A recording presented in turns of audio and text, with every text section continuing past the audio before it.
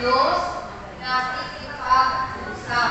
At hindi lang yan, yung inyong mga dila o yung ating mga dila ay lalagyan ng kapangyarihang gumawa ng himala. Gusto niyo ba ng himala?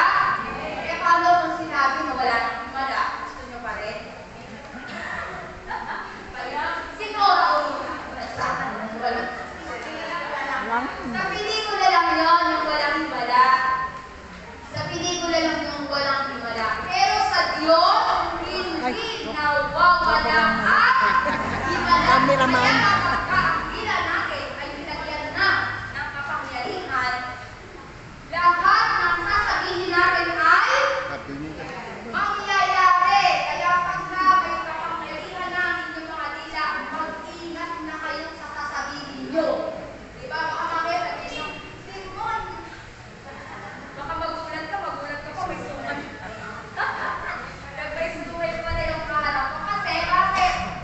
Sinabi mo. Eh, diba?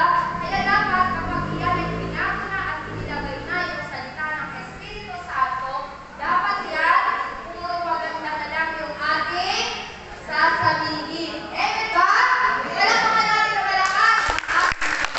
Kasi nga yan ang ating, ayan ang gagawin pagbabago ng Diyos sa ating mga dila. Katulad, yung mga alagad. Yung mga alagad, yung panahon sila ay nananalangin ng araw ng Pentecostes, sila ay nananalangin doon. Pinupuri nila ang Diyos. Nag-aaluluya sila. Talaga namang yung kanilang pagpupuri ay sukdulan hanggang langit. Talaga namang para silang buhay. Yan. Parang nawawala-wala ka sa iyong sarili. Yan. Ganyan ang pagpupuri sipong nag-aagaw na ang iyong mukha at nag-aagaw na ang iyong mga sipon. Yan ang pagpupuri. Yan. Wala ka na kasi alam kung ano Asan ang number ang niya? itsura. Ganun ang